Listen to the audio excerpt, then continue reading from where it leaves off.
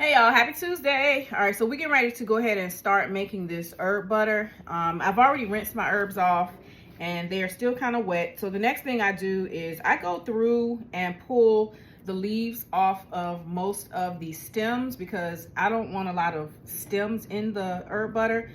And I sort through to find any type of, things that are just plain old stems, such as this. This is from thyme. Like I said, I prefer to have more leaves than stems in it, and I just strip them off, put them on the cutting board because they're going to be cut and chopped up really nicely and finely. And I try not to put a lot of brown leaves in there. Like, let me find an example. Like this. I try to sort through and find as many brown leaves as possible, and just pull those out because you just don't want them in your herb butter because it kind of makes it not too pretty.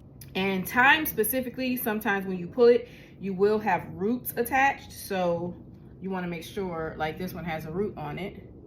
I don't know if you can see that, but I just go in and I strip the leaves off. And once I strip the leaves off, I just drop them on my cutting board so that I can cut it up real fine and get ready to mix it into the butter. This is how I make mine. Make sure that when you're doing rosemary though, you try to get as many leaves off because the stems of rosemary are very thick and kind of woody, and the texture of that, like, you really gonna be crunching if you have that in your butter.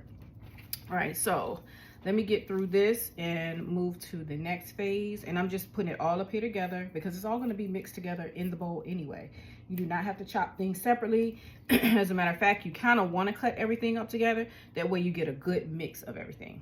I know this is kind of tedious because, when you're picking it out yourself, sometimes when you buy the herbs already cut up in the store in those little containers, you still have to sort through those too. So, all right, let's get ready to sort this out and I'll see y'all in a minute.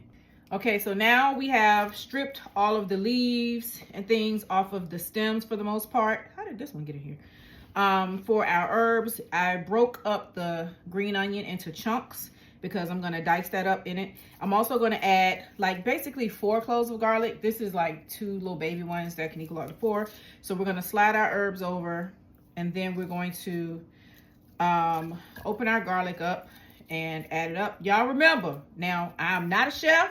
I just like to cook and my family likes to eat. So, I mean, I like to eat too, but we're gonna get this garlic all opened up and add it to our